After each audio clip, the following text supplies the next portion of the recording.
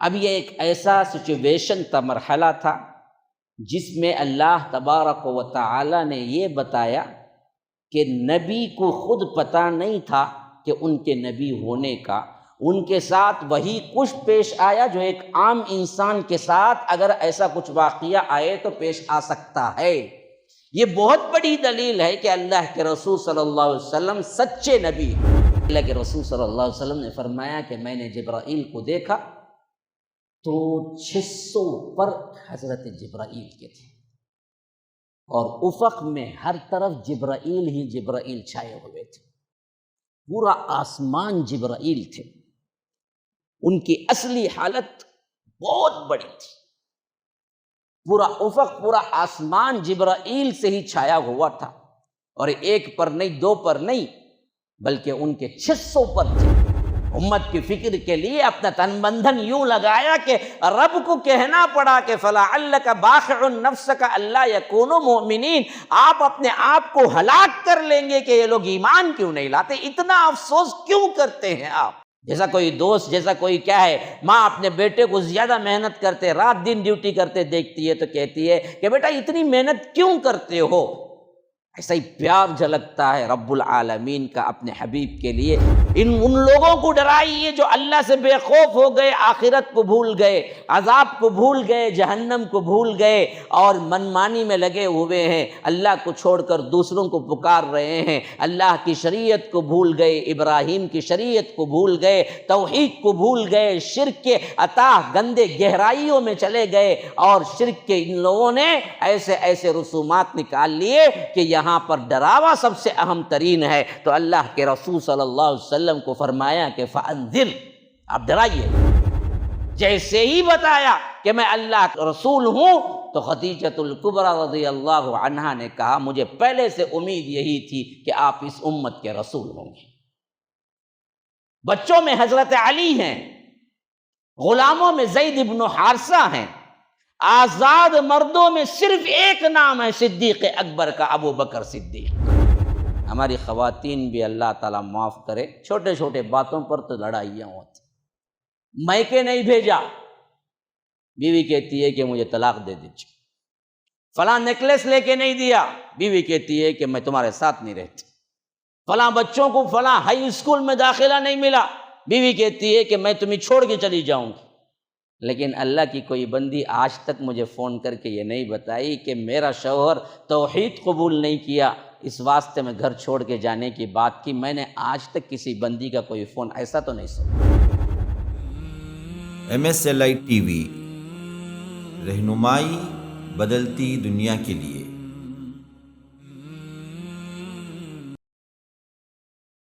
ان الحمد للہ نحمده ونستعینه ونستغفره ونؤمن به ونتوکل علیہ ونعوذ باللہ من شرور انفسنا ومن سیئات اعمالنا، من يهده الله فلا مضل له ومن يضلل فلا هادي له، واشهد ان لا اله الا الله وحده لا شريك له، واشهد ان محمدا عبده ورسوله، اما بعد، فان خير الحديث كتاب الله، وخير الهدي هدي محمد صلى الله عليه وسلم، وشر الامور محدثاتها، وكل محدثة بدعة، وكل بدعة ضلالة، وفي رواية وكل ضلالة في النار۔ فأعوذ بالله السميع العليم من الشيطان الرجيم من همزه ونفثه ونفقه۔ بسم الله الرحمن الرحيم۔ يا أيها المدثر قم فأنذر، وربك فكبر، وثيابك فطهر، والرجز فاهجر، ولا تمنن تستكثر، ولربك فاصبر۔ اللهم أرنا الحق حقا وارزقنا اتباعه، وأرنا الباطل باطلا وارزقنا اجتنابه۔ اللهم علمنا ما ينفعنا وانفعنا بما علمتنا وارزقنا علما۔ رب اشرح لي صدري ويسر لي أمري واحلل عقدة من لساني يفقه قولي۔ اس اللہ کے نام سے ابتدا جس کے ناموں کی کوئی انتہا ہی نہیں۔ وَلَوْ أَنَّ مَا فِي الْأَرْضِ مِنْ شَجَرَةٍ أَقْلَامٌ وَالْبَحْرُ يَمُدُّهُ مِنْ بَعْدِهِ سَبْعَةُ أَبْحُرٍ مَا نَفِدَتْ كَلِمَاتُ اللَّهِ۔ اس ذات اقدس پر کروڑوں درود و سلام ہو جو تمام جہانوں کے لیے رحمت للعالمین بن کے آئے تھے۔ اللہم صلی علی محمد وعلی آل محمد کما صلیت علی ابراہیم وعلی آل ابراہیم انک حمید مجید، وبارک علی محمد وعلی آل محمد کما بارکت علی ابراہیم وعلی آل ابراہیم انک حمید مجید۔ برادران اسلام، واجب الاحترام بزرگوں، دوستوں، عزیز ساتھیوں، لائق احترام ماؤں اور بہنوں، کل ہم نے اللہ تبارک و تعالیٰ کے فضل و کرم سے قبل نبوت کی زندگی پڑھ لی۔ اللہ کے رسول صلی اللہ علیہ وسلم کی پوری زندگی کو اہم ترین حصوں میں اگر تقسیم کر سکتے ہیں تو وہ دو بڑے حصے، ایک ہے قبل نبوت کی زندگی، ایک ہے بعد نبوت کی زندگی۔ قبل نبوت کی زندگی 40 سال ہے، بعد نبوت کی زندگی 23 سال ہے۔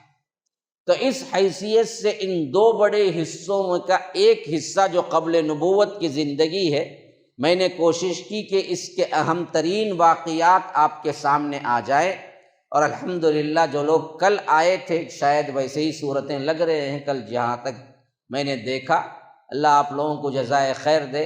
آج کا جو حصہ ہے وہ ہے اصل میں تو بعد نبوت کی زندگی، جو سب سے اہم ترین ہے، شریعت کا تمام تر منبع یہی ہے، اور اس میں اہم ترین حصے اسے میں پہلے بیان کر دینا چاہتا ہوں کہ تاکہ ہر حصہ جب میں پہنچوں تو آپ کے ذہن میں رہے۔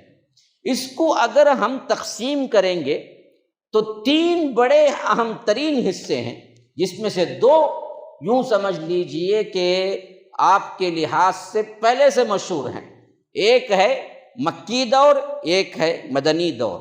مکی دور میں پورے کے پورے 53 سال آ جاتے ہیں، حالانکہ مکی دور کا شرعی حساب یا نبوت کی زندگی کا حساب کریں گے تو 13 سال ہے، 40 سال تو قبل نبوت کے ہیں۔ تو بعد نبوت میں اللہ کے رسول صلی اللہ علیہ وسلم کل 13 سال مکے میں رہے، پھر اس کے بعد مدینہ ہجرت کیے، وہاں 10 سال رہے۔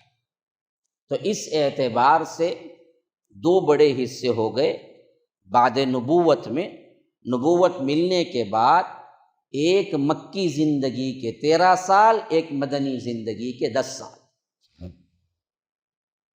پھر اس کے اندر مکی زندگی میں سب سے اہم ترین دور پہلا، بالکل خاموشی کے ساتھ یوں سمجھیے کہ خفیہ دعوت کا مرحلہ جسے اہل سیر کہتے ہیں، وہ 3 سال ہے، جہاں اللہ کے رسول صلی اللہ علیہ وسلم صرف اپنے مخصوص لوگوں تک بات پہنچائے۔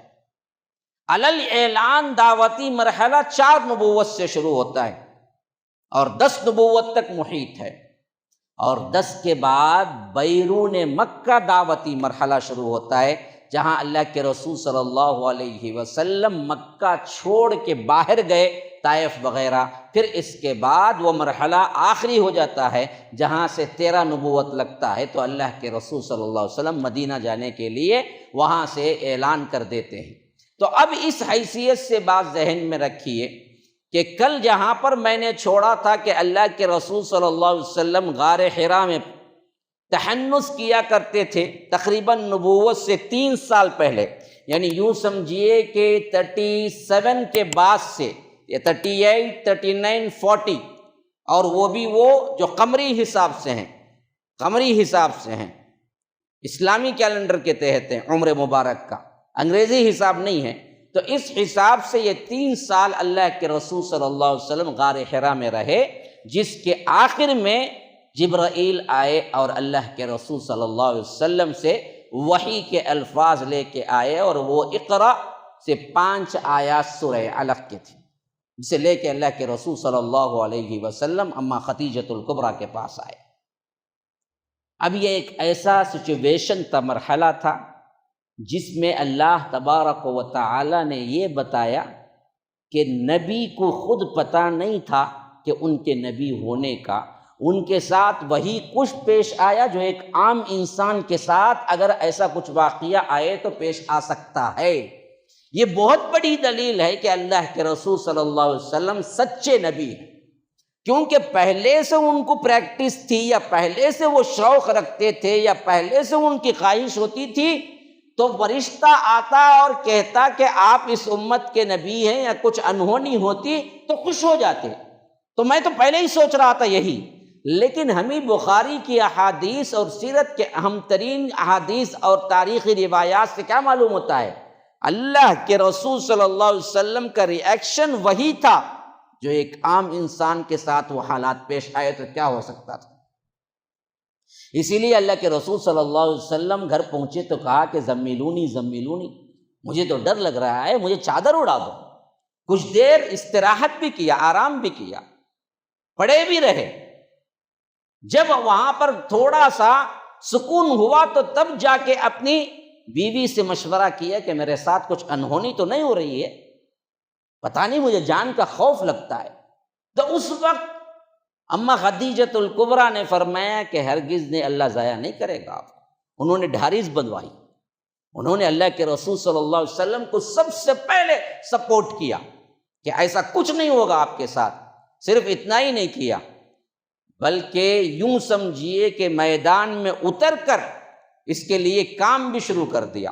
انہوں نے کہا کہ اللہ کے رسول، میرے ایک چچا زاد بھائی ہیں جن کا نام آیا ہے ورقہ بن نوفل، یہ تھے عبرانی زبان کو اس زمانے کے اعتبار سے جانتے تھے، اور عیسائی مذہب کے بڑے عالم بھی تھے، اور اس وقت اہل علم میں شمار ہوتے تھے، اور بہت بوڑھے بھی تھے۔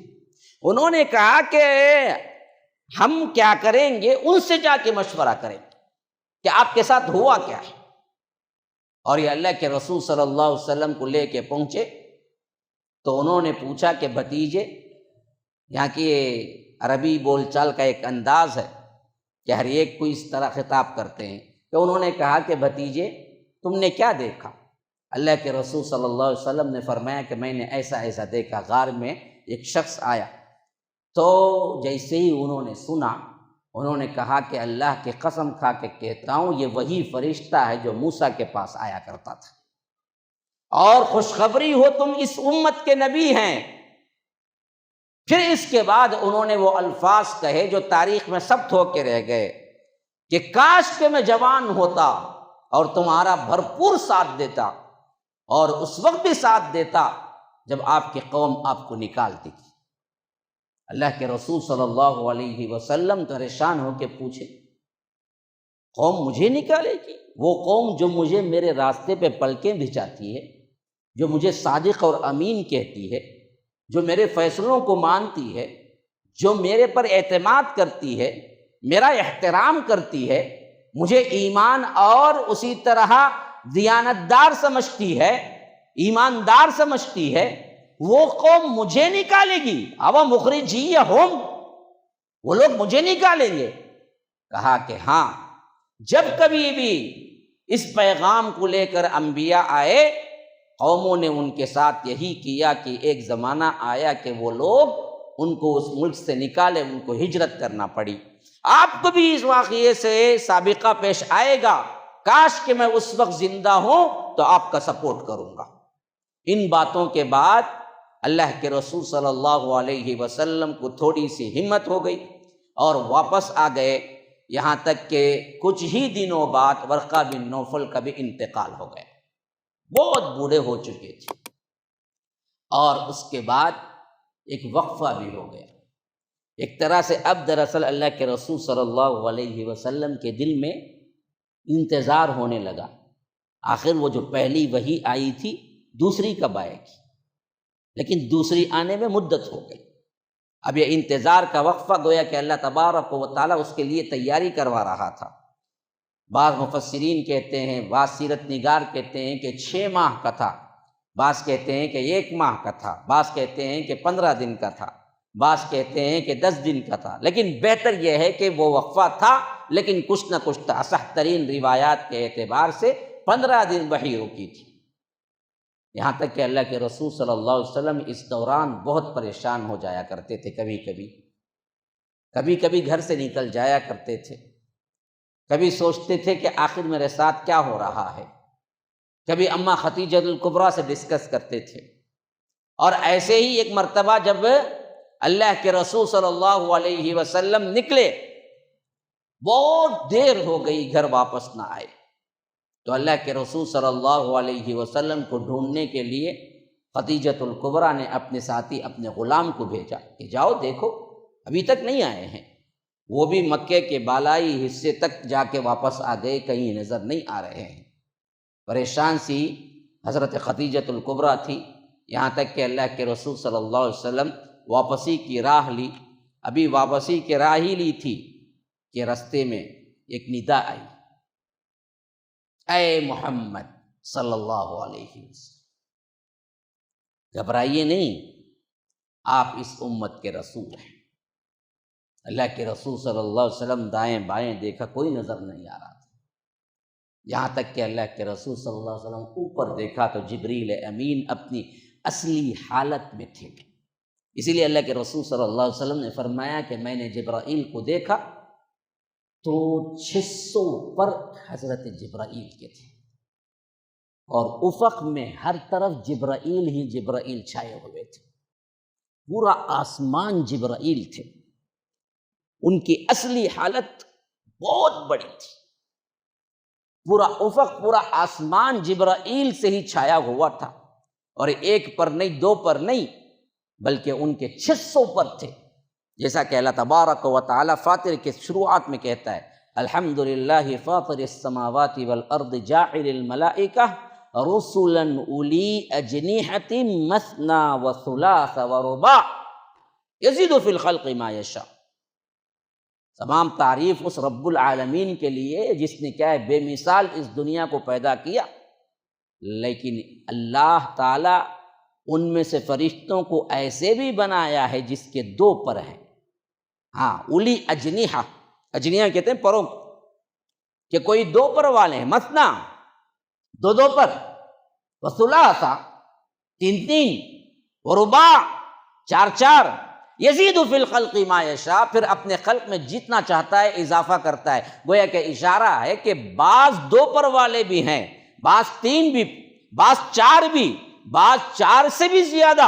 اور ادھر اللہ کے رسول صلی اللہ علیہ وسلم بیان کرتے ہیں کہ حضرت جبرائیل کو میں نے 600 پر دیکھے، کیونکہ وہ سردار الملائکہ ہیں، مطاع ثم امین ہیں، جن کی آسمانوں میں اطاعت کی جاتی ہے، سردار فرشتہ ہیں۔ تو ان کو اللہ کے رسول صلی اللہ علیہ وسلم نے اصلی حالت میں دیکھا، اور دیکھنے میں ایسے محو ہوئے کہ وقت گزرتا معلوم نہیں ہوا، یہاں تک کہ اللہ کے رسول صلی اللہ علیہ وسلم گھر پلٹ کے آئے تو وقت زیادہ ہو چکا تھا۔ تو اللہ کے رسول نے دوسری مرتبہ کہا کہ زمیلونی زمیلونی، مجھے چادر اڑاؤ، مجھے چادر اڑاؤ، مجھے عجیب سا محسوس ہو رہا ہے، بخار سا محسوس ہو رہا ہے۔ اور چادر اوڑے لیٹ گئے۔ یہ لیٹنا اور وہ کیفیت رب کو بڑی محبوب ہوئی، اور اسی کیفیت کے ساتھ رب نے پکارا تو قیامت تک کے لیے قرآن میں آیت رہ گئی، یا ایھا المدثر، اے چادر اوڑھ کر لیٹنے والے۔ یا ایھا المزمل بھی اصل میں وہی لفظ ہے، اس کا بھی وہی ترجمہ ہے، چادر اوڑھ کر لیٹنے کا۔ اس کیفیت کو اللہ نے وحی بنا دیا، اور قیامت تک کے لیے سورہ مدثر اور سورہ مزمل کو رکھ دیا۔ جب بھی پڑھیں گے وہ کیفیت ذہنوں میں آئے گی کہ یا ایھا المدثر، اے چادر اوڑھ کر لیٹنے والے، قم، اٹھو، اب لیٹنے کا وقت نہیں ہے، اب لیٹنے کا وقت نہیں ہے۔ آپ پوری دنیا کے لیے رسول بنا کر بھیجے گئے ہیں، پوری امت کا بار ہے، اب آپ کو کرنا ہے تو کام ہی کرنا ہے، لیٹنے کا کوئی وقت نہیں۔ بس یہ لفظ قم کا اللہ تبارک و تعالی نے حکم دیا تو پھر اللہ کے رسول نے ایسا پورا کیا کہ یاد رکھیے پھر زندگی میں کبھی آرام نہیں کیا، حتیٰ کہ سوتے بھی ہیں تو اللہ کے رسول صلی اللہ علیہ وسلم نے فرمایا میری آنکھیں سوتی ہیں، میرا دل سوتا نہیں ہے، میرا دل تو جاگتا ہے، ہاں میری آنکھیں سوتی ہیں۔ امت کی فکر کے لیے اپنا تن بندھن یوں لگایا کہ رب کو کہنا پڑا کہ فَلَعَلَّكَ بَاخِعٌ نَفْسَكَ أَلَّا يَكُونُوا مُؤْمِنِينَ، آپ اپنے آپ کو ہلاک کر لیں گے کہ یہ لوگ ایمان کیوں نہیں لاتے، اتنا افسوس کیوں کرتے ہیں آپ؟ ہاں جیسا کوئی دوست، جیسا کوئی کیا ہے، ماں اپنے بیٹے کو زیادہ محنت کرتے، رات دن ڈیوٹی کرتے دیکھتی ہے تو کہتی ہے کہ بیٹا اتنی محنت کیوں کرتے ہو؟ ایسا ہی پیار جھلکتا ہے رب العالمین کا اپنے حبیب کے لیے کہ اے اللہ کے رسول اتنا فکر اپنی امت کے بارے میں اتنی فکر کیوں کرتے ہو؟ فَلَعَلَّكَ بَاقِعٌ نَفْسَكَ عَلَىٰ آثَارِهِمْ إِن لَّمْ يُؤْمِنُوا بِهَٰذَا الْحَدِيثِ أَسَفًا۔ ایک جگہ کہف میں فرمایا، ایک جگہ شعراء میں فرمایا، دو جگہ یہ آیات آئی ہیں کہ اللہ کے رسول آپ اپنے آپ کو ہلاکت میں نہ ڈالے کہ یہ لوگ مسلمان نہیں ہوتے، یہ لوگ مومن نہیں ہوتے، آپ کا پہنچانا ذمہ داری ہے، زبردستی ہدایت دینا نہیں۔ وما علینا الا البلاغ المبین، آپ کھلے کھلے ڈرانے والے پہنچانے والے ہیں، اللہ آپ کو یہ ذمہ داری نہیں دیا کہ زبردستی ہدایت پر لائیں، آپ پہنچا دیے یہی کافی، اللہ ڈھاریز بنائی۔ لیکن اللہ تبارک و تعالی نے جو کہا کہ قم، اٹھو، اللہ کے رسول صلی اللہ علیہ وسلم نے پھر کبھی آرام نہیں کیا۔ فانذر، کرنا کیا ہے؟ ڈراؤ۔ ہاں یہ نہیں آیا کہ فابشر، حالانکہ دونوں کام ہوتے ہیں جی نبی کے۔ انا ارسلناک بالحق بشیرا ونذیرا، دیکھو میں نے آپ کو بھیجا ہے اللہ کے رسول صلی اللہ علیہ وسلم بے شک بشیر اور نذیر بنا کر، بشارت دینے والا اور ڈرانے والا، دونوں صفتیں ہوتی ہیں۔ لیکن جب آئی دوسری وحی کے الفاظ تو وہاں ابشر کا لفظ نہیں آیا، انذر کا آیا۔ کیوں؟ اس وقت ڈرانا ضرورت مند لوگ ڈرانے کے اعتبار سے تھے، ضرورت تھی ڈراوے کے لیے، تو فرمایا کہ فانذر، ڈرائیے ان لوگوں کو ڈرائیے جو اللہ سے بے خوف ہو گئے، آخرت کو بھول گئے، عذاب کو بھول گئے، جہنم کو بھول گئے اور منمانی میں لگے ہوئے ہیں، اللہ کو چھوڑ کر دوسروں کو پکار رہے ہیں، اللہ کی شریعت کو بھول گئے، ابراہیم کی شریعت کو بھول گئے، توحید کو بھول گئے، شرک کے اتاہ گندے گہرائیوں میں چلے گئے، اور شرک کے ان لوگوں نے ایسے ایسے رسومات نکال لیے کہ یہاں پر ڈراوا سب سے اہم ترین ہے۔ تو اللہ کے رسول صلی اللہ علیہ وسلم کو فرمایا کہ فانذر، آپ ڈرائیے۔ وربک فکبر، اللہ تبارک و تعالی کی بڑائی بیان کیجیے اپنے رب کی۔ وثیابک فطہر، اپنے کپڑے پاک رکھیے، طہارت کا سب سے اہم ترین کپڑا اور بدن ہے۔ اسلام آیا تو سب سے پہلے حکم دیا کہ گندگی میں رہنے والا، ننگا رہنے والا اللہ کے قریب نہیں ہے، بلکہ اللہ کے قریب وہ شخص ہے جو طہارت کے ساتھ اچھا جسم اور اچھے کپڑے پہنتا ہے۔ گندے کپڑوں سے الگ رہیے۔ والرجز فہجر، اور بتوں کی گندگی سے الگ ہو جائیے۔ سب سے نجس شرک ہے، سب سے نجاست تو شرک میں ہے جی، اس کی نجاست کو تو ہم بھول گئے۔ ہم سمجھتے ہیں کپڑوں کی نجاست اصل نجاست ہے، بقیہ بازو والا بھی پکارتا رہے غیر اللہ کو، اور کیا ہیں اطراف و اکناف شرک کی دھوم مچی ہوئی ہو، ہمیں کوئی احساس بھی نہیں ہوتا کہ یہ گندگی ہے۔ ہم عادی ہو چکے ہیں، یہ ڈھول، یہ گانے، یہ باجے، یہ بت، یہ تعویذیں، یہ درگاہیں، یہ دروازے، اللہ کو چھوڑ کر جتنی بھی ہیں ہم عادی ہو چکے، ہمیں احساس بھی نہیں گزرتا کہ ارے یہ ہے کیا۔ میں ابھی کہیں گیا تھا، پتہ نہیں کہاں گیا تھا، گزشتہ پیوستہ ہفتہ، تو وہاں کے لوگ بول رہے تھے کہ مول صاحب یہاں کے مسلمان اتنے توحید سے دور ہیں، اتنے توحید سے دور ہیں کہ یہ زمانہ جو آتا ہے، یہ ان کے بتوں کو بٹھانے کا زمانہ جو یہاں بھی چل رہا ہے، ابھی دیکھ کے آیا، دل پھٹ جاتا ہے، ہم کیا کر سکتے ہیں؟ شرک میں اس حد تک لوگ ملوث ہیں۔ تو وہ جو بتائے تو میرا تو دل کٹ کے رہ گیا۔ انہوں نے کہا کہ یہ رواداری کے نام پر اس کو بنانے میں اور بٹھانے میں، لے جانے میں، لے آنے میں مسلمان شریک ہوتے ہیں باقاعدہ طور پر۔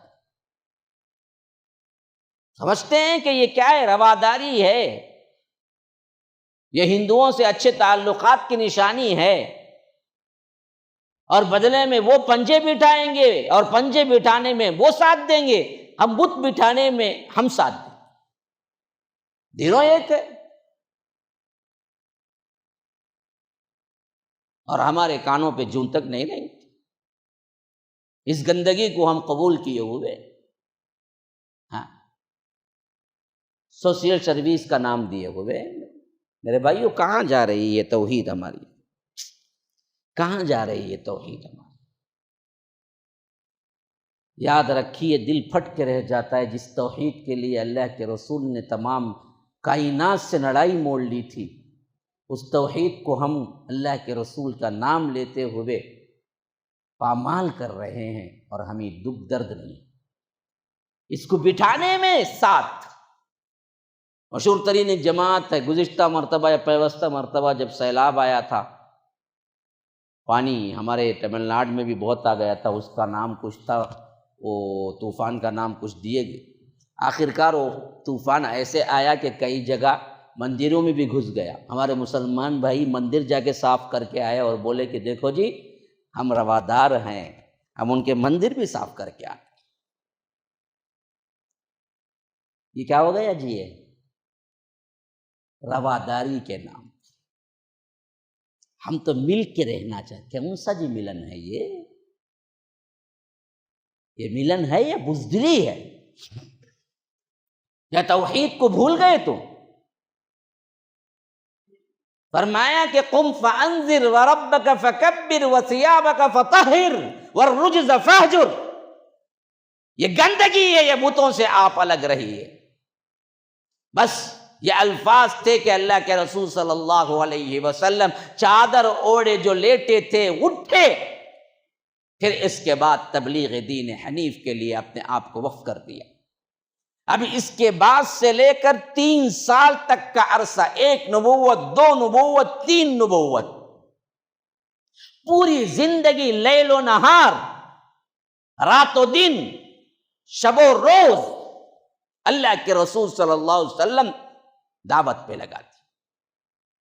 کوئی موقع نہیں ہوتا تھا جو اللہ کے رسول صلی اللہ علیہ وسلم ہاتھ سے جانے دیتے۔ جو بھی موقع ملتا، جیسے بھی ملتا، حکمت کے انداز میں بتلاتے کہ دیکھو، ایک اللہ کو مانو اور مجھے رسول مانو، شرک کی گندگی سے بچو۔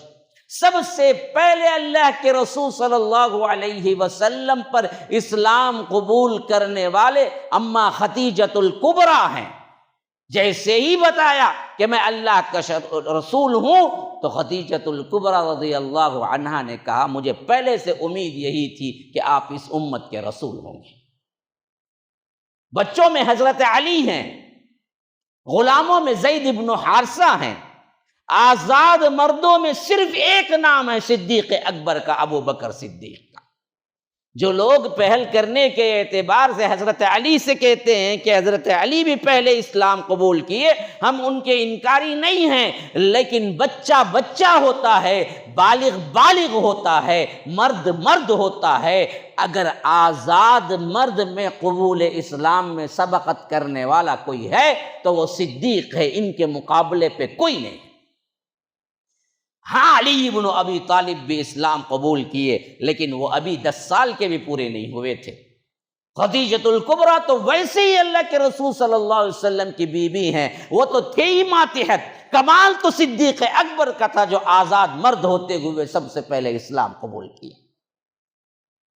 ان چاروں سے ایک قافلہ چلا، اس وقت کوئی سوچ بھی نہیں سکتا تھا کہ 23 سال کے مدت میں عالم کے اندر صرف اور صرف اسلام کا ڈنکا بجے گا اور یہ اسلام اتنا مضبوط ہوگا پھر قیامت تک کے لیے کوئی اس کو مٹا نہ سکے گا، اور اللہ رب العالمین اس کا ذمہ لے چکا ہے۔ فانوس بن کے جس کی حفاظت ہوا کرے وہ شمع کیا بجھے جسے روشن خدا کرے۔ چلتی رہی۔ اللہ کے رسول صلی اللہ علیہ وسلم کے ہاتھوں پہ صدیق اکبر نے اسلام قبول کیا تو کوئی سوال نہیں کیا۔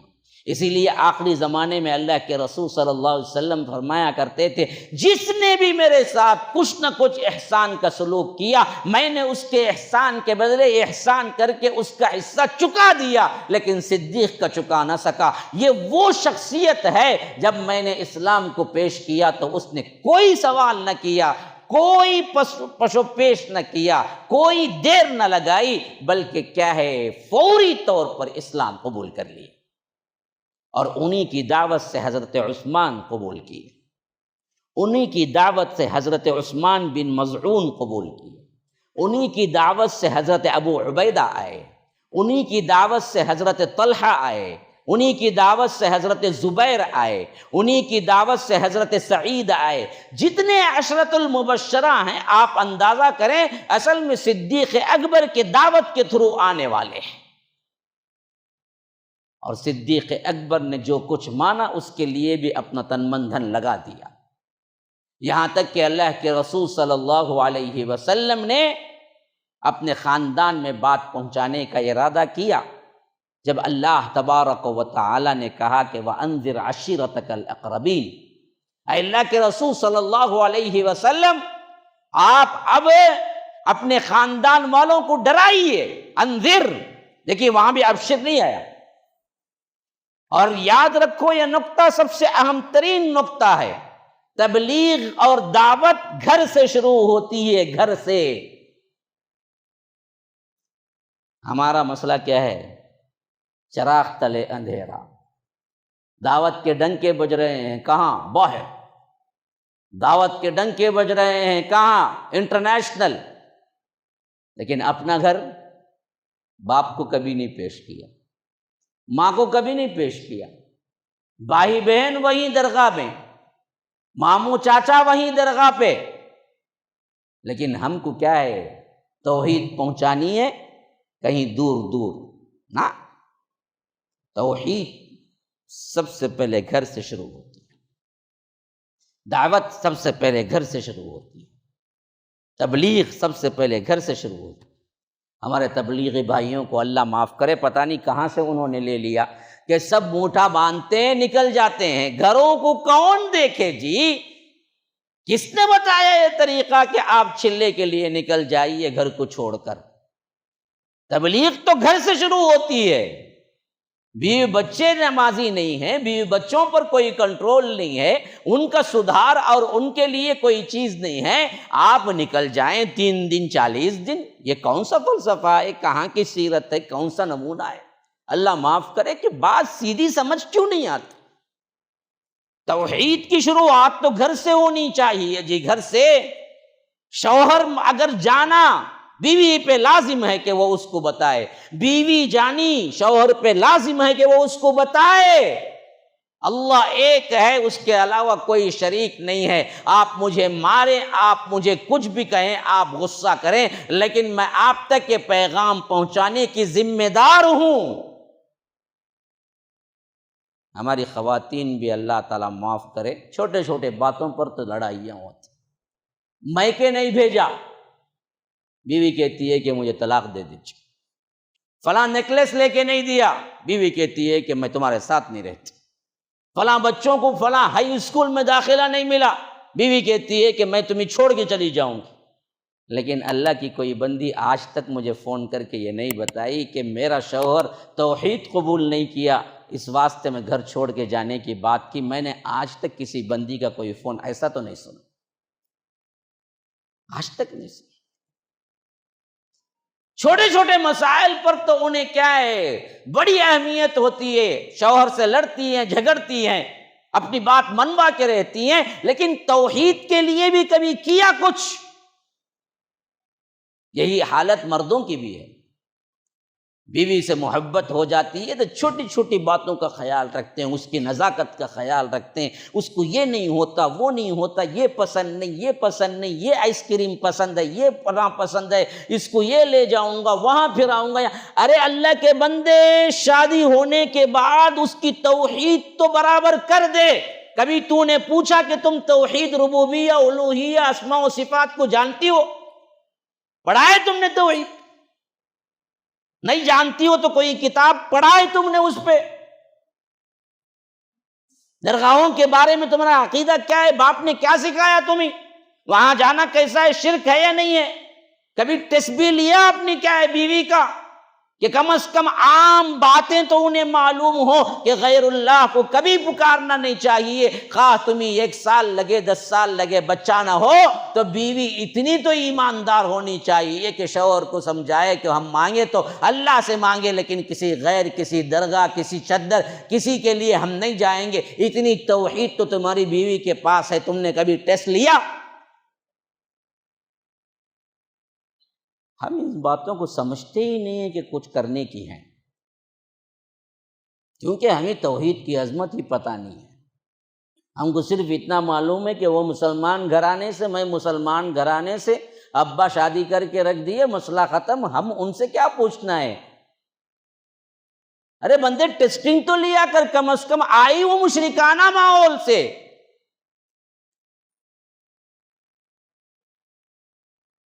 اللہ کے رسول صلی اللہ علیہ وسلم کے زمانے میں جب مکے سے کوئی عورت ہجرت کر کے آتی تھی مسلمان بن کے، اللہ نے آیتیں اتار دی کہ دیکھو ان کا امتحان کرو، دیکھو کہ وہ توحید پہ ہیں یا نہیں۔ سورہ ممتحنہ پڑھ جاؤ، ممتحنہ اسی سے امتحان، پوری صورت ہے ایک۔ ہمارے پاس پورا اطراف و اکناف کا ماحول شرک کے اڈے بنے ہوئے ہیں، اور ہم اپنی بیویوں کو 1 سال نہیں، 2 سال نہیں، 10 سال گزر جاتے ہیں، پتہ نہیں ان کا اعتقاد کیا ہے۔ کبھی تم نے اسے ٹیسٹنگ کے طور پر نہ پوچھا، نہ کوئی کتاب پڑھائی اس کی، نہ خود پڑھے کبھی۔ پھر بھی اللہ کا رحم ہے کہ مرد ادھر نہ ادھر کہیں نہ کہیں سن لیتے ہیں، لیکن خواتین کو وہ بھی موقع نہیں ملتا۔ اپنی بیوی کے ساتھ 25 سال گزارے، لیکن بیوی مشرک اور تم مسلمان توحید کے علم بردار کہتے رہے۔ کل قیامت کے دن اللہ پوچھے کہ تم نے اپنا فرائض کیسے نمٹائے، اور تمہاری اپنی اولاد خود کیا ہو جائے گی؟ تمہاری اپنی نہیں زانی اولاد بن جائے گی، کیونکہ ایک مشرک، ایک کافر اور ایک مسلمان کا نکاح کہاں سے ہوتا ہے؟ ہم نے کبھی اپنے گھر کو سوچا ہی نہیں ہے کہ توحید کا علم بردار بنائیں۔ جی آپ بات کر کے تو دیکھیے نا اپنے گھروں میں، تب معلوم ہوگا کتنے پانی پہ ہیں تمہاری عورتیں یا کتنے پانی پہ ہیں تمہارے مرد۔ دونوں کو دیکھنا چاہیے کہ توحید میں تو کمپرومائز نہیں ہے، اللہ کے رسول نے نہیں کیا جو رحمت للعالمین ہے، تو ہم کہاں سے رحمت آ گئی؟ ہمارے اندر کتنی محبت آ گئی کہ ہم اس کو کیا ہے چھوڑ دیں؟ توحید سکھاؤ، یہ نہ ہو تو کچھ نہ ہے، یہ ہے تو سب کچھ ہے۔ 4 چٹنی پہ زندگی گزار لو۔ میری ماؤں بہنوں سے کہتا ہوں، ویسے میرے بھائیوں سے بھی کہتا ہوں، تمہیں کچھ نہ ملے بیوی سے، 1 حبہ بھی نہ ملے جہیز کا، لیکن وہ توحید والی ہو تو زندگی گزار لو اس کے ساتھ۔ اور یہی الٹا اگر ہے تو بھی زندگی گزار لو۔ کالا کلوٹا مرد آٹو رکشہ چلانے والا ہے، میں کہتا ہوں وہ 100 دفعہ بہتر ہے اس سے جو انجینئر ہے اور ہینڈسم ہے اور بہت بہترین خوبصورت ہے، لیکن اس کے پاس توحید نہیں ہے تو وہ بہتر نہیں ہے۔ کالا کلوٹا آٹو والا بہتر ہے جو توحید پر ہے، تو اس سے شادی کر کے زندگی بسر کر، تمہاری زندگی بن جائے۔ یہ نہیں تو کچھ نہیں۔ میں آپ کو بتاؤں گا کیسے کیسے مشکلات آئے اس توحید کے لیے اللہ کے رسول صلی اللہ علیہ وسلم۔ تو جب یہ آیت اتری کہ وَأَنذِرْ عَشِيرَتَكَ الْأَقْرَبِينَ کہ اللہ کے رسول صلی اللہ علیہ وسلم اپنے قرابت داروں کو ڈرائیے، تو حضرت علی کو اللہ کے رسول صلی اللہ علیہ وسلم نے بھیجا کہ تم دودھ اور گوشت تیار کرو۔ حدیث میں آتے ہیں بعض روایات میں خاندانوں میں اور خاص طور پر اپنوں میں دعوت دینے کا طریقہ کچھ اور ہے، باہر دعوت دینے کا طریقہ کچھ اور ہے۔ جب اپنوں کی بات آئی تو اللہ کے رسول صلی اللہ علیہ وسلم نے حضرت علی سے فرمایا کہ تم گوشت اور دودھ کا انتظام کرو۔ حضرت علی کہتے ہیں کہ میں گیا، ایک پورا کا پورا ران، پورے گوشت کی ران کو میں نے تیار کیا، اور گھر میں جب لوگ جمع ہو گئے جو اصل خاص خاندان والے تھے تو اللہ کے رسول نے انہیں گوشت کھلایا، دودھ پلایا، اور کسی کو پتہ نہیں تھا آخر یہ دعوت کس واسطے ہے۔ اللہ کے رسول صلی اللہ علیہ وسلم بلائے تھے تو آ گئے تھے سب کے سب، اور جب سب کے سب آ گئے تو اللہ کے رسول نے بات نہیں شروع کی صلی اللہ علیہ وسلم، کھلایا پہلے۔ یہ ایک طریقہ ہے خاص اپنوں کے ساتھ کا۔ ہاں، کھانے کی دعوت پہلے ہو گئی، جب کھا لیے پی لیے تو بیٹھ گئے، تب اللہ کے رسول صلی اللہ علیہ وسلم اٹھ کے کیا ہے توحید کی دعوت دی۔ مختصر جامع ترین الفاظ میں سمجھایا کہ دیکھو ایک اللہ کی عبادت کرو، اس کے علاوہ کوئی عبادت کے لائق نہیں ہے، اور اللہ نے مجھے پیغام دے کے بھیجا ہے، مجھے رسول مانو، اور تم جو کچھ بھی زندگی گزار رہے ہو یاد رکھو جیسے ہر روز رات میں سوتے ہو ویسے ہی ایک دن تم مر جاؤ گے، ہر روز تو تم اٹھتے ہو صبح میں اسی طرح ایک دن تم قبروں سے اٹھائے جاؤ گے۔ پھر ثم انہا لجنت ابدا او لنار ابدا، پھر تو تمہارے اعمال اچھے ہوں گے تو تمہارے لیے دائمی جنت ہے، اگر برے ہوں گے تو پھر تمہارے لیے دائمی جہنم ہے۔ یہ پہلا موقع تھا جہاں پر اللہ کے رسول صلی اللہ علیہ وسلم نے اپنے نبی ہونے کا اعلان کرتے ہوئے توحید کی دعوت دی تھی۔ جو لوگ تھے ان کے اندر باتیں شروع ہو گئی، چہمی گوئیاں شروع ہو گئی، یہ تو بالکل نئی بات ہم سن رہے ہیں، کیا کہہ رہے ہیں محمد، ہم کو تو پتہ ہی نہیں تھا۔ یہ کہتے ہیں کہ سب کچھ چھوڑ دو، ایک اللہ کو مانو، اور ادھر اللہ کے رسول صلی اللہ علیہ وسلم بار بار پوچھ رہے تھے اس معاملے میں میرا ساتھ دینے والا کوئی ہے جو قبول کر لے۔ ہر مرتبہ حضرت علی اٹھتے تھے، کہتے تھے اللہ کے رسول میں ساتھ میں ہوں، جبکہ اس وقت ان کی عمر 10 سال تھی۔ یہاں پر صدیق اکبر کا ذکر نہیں آ رہا ہے تاریخی روایات اور سیرت میں، کیوں؟ اس واسطے کہ یہ خاندانی دعوت تھی، اللہ کے رسول صلی اللہ علیہ وسلم کے اپنے خاندان والوں میں حضرت علی ساتھ تھے۔ اسی واسطے حضرت علی کھڑے ہوئے، کہا کہ اللہ کے رسول میں ساتھ دے رہا ہوں۔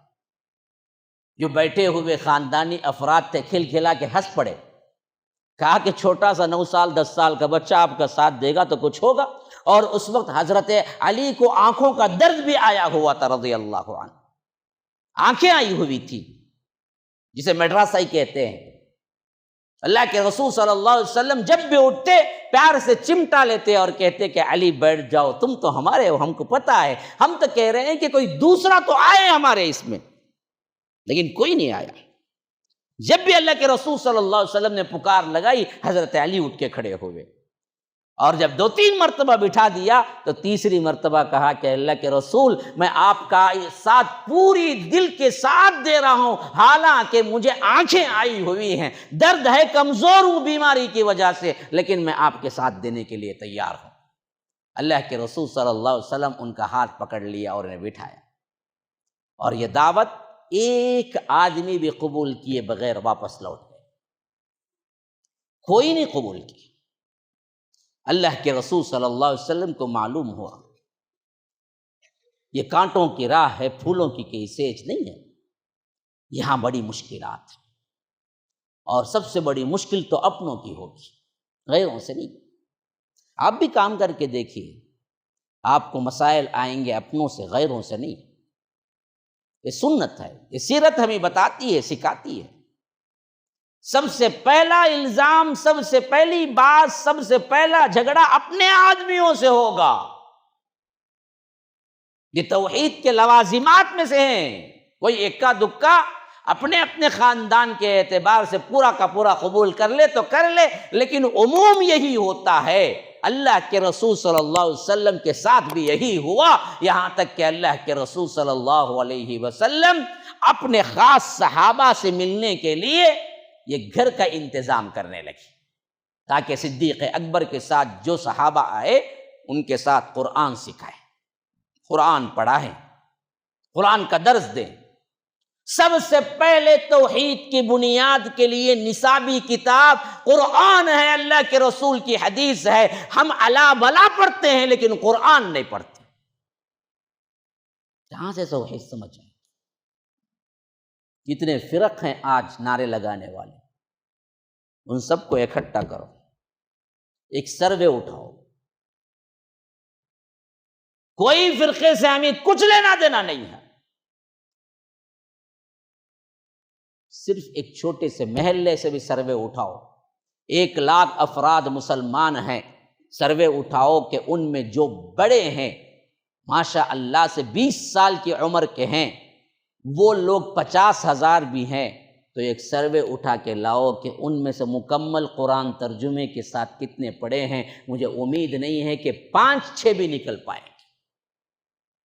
اتنی بڑی جہالت پر ہم خاموش بیٹھے ہوئے ہیں، ہمارا دل روتا نہیں اور اللہ کی بارگاہ میں ہم تڑپتے نہیں، تو ایسے اللہ سے روگرداں اور اللہ کو بھولے ہوئے لوگوں سے اللہ تبارک و تعالی کہاں سے انعامات برسائیں گے؟ نسوا اللہ فنسیہم، تم نے بھلا دیا تو اللہ نے بھی بھلا دیا تمہیں۔ ان المنافقین هم الکاذبون، یہ منافق ہیں، یہ بات کے صرف کرنے والے ہیں، یہ اصل میں ہے نہیں جو بولتے ہیں۔ آج سینسس اٹھاؤ، آج ہمارے بڑے بڑے سوشل سروس کرنے والے نعرے لگاتے ہیں، ہم سینسس اٹھاتے بھائی بیواؤں کا اور ان کو راشن پہنچا۔ ارے بیوقوف، یہ سب چھوڑ، پہلے یہ سینسس اٹھا کہ قرآن پڑھنے والے کتنے ہیں، نہیں ہیں تو قرآن پہنچا اور ان کو پڑھا۔ کبھی یہ کام بھی ہوا ہے؟ حیدرآباد جیسے شہر میں جہاں پر مسلمانوں کی اکثریت اور 100-200 نہیں صدیاں جہاں پر مسلمان سلطنت رہی، کہیں بھی ایک محلہ آپ اٹھا کے یہ سینسس اٹھائے کہ قرآن جن کے گھروں میں ہے انہوں نے کبھی قرآن ترجمے کے ساتھ بھی پڑھا ہے؟ ہم کو تو نت نئے کھانے چاہیے، نت نئے ہوٹل چاہیے، نئے نئے بزنس چاہیے، ہاں ادھر ادھر کی باتیں چاہیے، رات دن کیا ہیں ادھر ادھر کے فلسفے چاہیے، بس اس کے بعد اللہ اللہ خیر صلی اللہ۔ ہمارے اپنے رسومات کے وقت میں کیا ہے، ایسا رش چار مینار پر یہاں کے تل دھرنے کی جگہ نہیں رہتی، بس ہم تو فنکشنوں میں سیر سپاٹوں میں اپنی زندگی کو لگا لیے ہیں، بقیہ ہمارے اندر بچا کیا ہے؟ کہاں ہیں سنجیدہ لوگ جو واقعتاً دین کا کام کرنا چاہتے ہیں؟ نعرے ہیں بس، میں ایسا کرتا ہوں، میں ویسا کرتا ہوں، میں یہ کر لیا، میں وہ کر لیا، میری یہ جماعت ہے، میری وہ جماعت ہے۔ ارے اس پہ کب جی کام کرو گے؟ جو اصل موضوع ہے توحید اور شرک، اس پہ تم کب کام کرو گے؟ یہی تو کام رسول نے کیا، یہی تو کام انبیاء نے کیا، باقی بتاؤ نا مجھے کوئی دوسرا کام بھی کیا ہے کسی نبی نے۔ وَلَقَدْ بَعَثْنَا فِي كُلِّ أُمَّةٍ رَسُولٍ أَنِ اعْبُدُوا اللَّهَ وَاجْتَنِبُوا الطَّاغُوتَ، ہم نے ہر امت میں رسول بھیجا اور ہر رسول نے اپنی قوم سے کہا کہ اللہ ایک کی عبادت کرو اور طاغوت کی بندگی سے بچو، اس کے علاوہ رسولوں کی دعوت کوئی ہے ہی نہیں۔ جو رسولوں کی اصل دعوت ہے اس کو تو ہم چھوڑ بیٹھے۔ اگر اللہ کے رسول صلی اللہ علیہ وسلم یہ دعوت نہ دیتے، قوم آپ کو آنکھوں پہ بٹھاتی، آنکھوں پہ۔ کیوں مارنے کی سازشیں ہوئی جی؟ کیوں قتل کرنے کی سازشیں ہوئی؟ کیوں ان کے سامنے آگ اور کانٹے ڈالے گئے؟ کیوں گالی گلوج ہوئی؟ کیوں ابو لہب نے ان کے ساتھ دشمنی کی؟ کیوں اللہ کے رسول صلی اللہ علیہ وسلم کو اذیت دیے؟ کیوں اون کی اوجڑی لے آ کے ڈال دیے، مارنے کی سازشیں کی؟ کیوں گلے میں رسی ڈال کے کھینچا گیا؟ کیوں اللہ کے رسول صلی اللہ علیہ وسلم کی بیٹیوں کو طلاق دلوائی گئی؟ کیوں حضرت زینب کا حمل گرا؟ کیوں اللہ کے رسول صلی اللہ علیہ وسلم کو رلایا گیا؟ کیوں اللہ کے رسول صلی اللہ علیہ وسلم کی بیٹیوں کو ستایا گیا؟ کیوں اللہ کے رسول صلی اللہ علیہ وسلم کے منہ مبارک پر تھوکا بدبخت نے؟ یہ سب برداشت کیوں کیا اللہ کے رسول نے؟ یہ صرف ایک توحید کے لیے، بقیہ کچھ نہیں تھا، کوئی دوسری دعوت نہیں تھی، نہ کوئی دوسری بات تھی۔ اور آج ہم اس کو چھوڑ دیے، بقیہ سب کام کر رہے ہیں۔ کوئی کہتا مسلمان اس واسطے ذلیل ہیں غریب ہیں، کوئی کہتا مسلمان اس واسطے ذلیل ہیں ان پڑھ ہیں، کوئی کہتا مسلمان اس واسطے ذلیل ہیں ان کے پاس ملٹی نیشنل کمپنیاں نہیں ہیں۔ سب بیکار دھوکہ باز باتیں ہیں۔ مسلمان صرف اس واسطے ذلیل ہیں کہ ان کے پاس توحید نہیں ہے، اللہ ان کو اس واسطے مارا رکھا ہے کہ یہ شرک کرتے ہیں۔ اپنے کاموں کو پھینکو، نکالو اپنی زندگی سے، اور اصل مقصد یہ بناؤ کہ توحید پیش کرنی ہے ہمیں۔ اور خاص طور پر شہر حیدرآباد، تو وہ حیدرآباد ہے نا جس پر اللہ تعالیٰ نے بڑی نعمتیں دی تھی، آج ان سب کو چھین لیا ہے۔ گویا کہ ایسا لگ رہا ہے کہ خصوصیت سے اللہ ناراض ہے۔ جن کو نعمتیں ملتی ہیں نا ان کے مرتبے بھی بڑے بلند ہوتے ہیں، جب وہ نعمتوں کا شکر ادا نہیں کرتے تو پھر اللہ تعالیٰ کا کیا ہے، غصہ ہوتا ہے۔ ہاں، ضرب اللہ مثلا قریۃ کانت آمنۃ مطمئنۃ یأتیہا رزقها رغدا من کل مکان فکفرت بانعم اللہ فاذاقها اللہ لباس الجوع والخوف بما كانوا یصنعون۔ سورہ نحل میں رب العالمین فرماتے ہیں، ان کو ایک مثال دو بستی کی، ضرب اللہ مثلا قریۃ، ایک بستی کی مثال دو، انہیں ایک شہر کی مثال دو۔ کیا مثال؟ کانت آمنۃ مطمئنۃ، بڑے ہی امن پسند اطمینان والی تھی۔ ہاں، نظام کے زمانے کے دور میں اطمینان تھا تمہارے پاس، فوج تھی، مال تھا، دولت تھی، ہیرے تھے، جواہرات تھے، سب دیا۔ کانت آمنۃ مطمئنۃ یأتیہا رزقها من کل مکان، ہر جگہ سے اللہ ان کو رزق دے رہا تھا، مال میں بڑھوتری کر رہا ہے ہر جگہ سے۔ میں نے حیدرآبادیوں کو بڑا کہتے سنا کہ ایک مرتبہ کہیں گئے تھے اور وہ کیا ہے، رول کیا ہے بھائی وہ کار کا نام، وہ جو جہاں پر انہوں نے کیا ہے کچرا اٹھوایا تھا، ہاں کیا ہے بھائی، ہاں رولز رائس تھے، ہمارے نظام نے کچرا اٹھوایا، فخر کی بات ہے، ہم اتنے بڑے پیسے والے تھے۔ ہندوستان کو سونے کی ضرورت پڑی جنگ میں 65 میں، تو ٹنوں کے حساب سے نظام نے سونا دیا۔ یہ سب باتیں بڑے فخر سے میں نے بہت سے حیدرآبادیوں سے سنا تھا۔ ہاں، ایسے رکھا تمہیں اللہ نے، فکفرت، لیکن تم نے کیا کیا جی، شکر ادا نہیں کیا، تم نے شکر ادا نہیں کیا، توحید کو نہیں پھیلایا، توحید کی عظمت کو بھول گئے۔ اللہ ایک کی دعوت نہیں تھی، تو اللہ کہتا ہے یأتیہا رزقها من کل مکان، ہر جگہ سے ہمیں رزق دیا ان لوگوں کو، لیکن انہوں نے اس کا شکر نہیں ادا کیا، فکفرت، انہوں نے کفران نعمت کیا، اللہ کی نعمتوں کو بھول گئے، اللہ نے جو کچھ ان پر انعام و اکرام کیا، فکفرت بانعم اللہ، تو اللہ نے بدلے میں کیا دیا، فاذاقها اللہ لباس الجوع والخوف، اللہ نے انہیں خوف اور بھوک کا لباس پہنا دیا۔ اب دیکھو کتنے حیدرآبادی پریشان ہیں، کھانے کو بھی نہیں مل رہا ہے۔ وہ قوم جو ہیروں میں سونوں میں پلتی تھی، کفران نعمت کی وجہ سے اللہ کہتا ہے ہم نے اس قوم کو کیا کر دیا، فَأَذَاقَهَا اللَّهُ لِبَاسَ الْجُوعِ وَالْخَوْفِ، اللہ نے خوف اور بھوک کا لباس پہنا دیا۔ کیوں؟ بِمَا كَانُوا يَصْنَعُونَ، جو کچھ بھی یہ کرتوت کرتے تھے اس کے وجہ سے۔ آج پوری قوم حیدرآباد تھرتھرا رہا ہے، کہیں بی جے پی نہ آ جائے، کہیں ان کی حکومت سیٹ نہ ہو جائے، ان کے کونسلر بڑھتے جا رہے ہیں، ان کی سیٹیں بڑھتی جا رہی ہیں۔ ارے بھائی تم تو اپنے آپ میں مالک تھے بھائی، تم ایک الگ سٹی نہیں تھے، تم ایک الگ ملک تھے۔ جاؤ دیکھو اپنی تاریخ پڑھو تم، اور یہ واقعہ کوئی کیا نہیں تھا، 100-200 سال پہلے کا نہیں، 70-80 سال پہلے کا ہے تمہارا،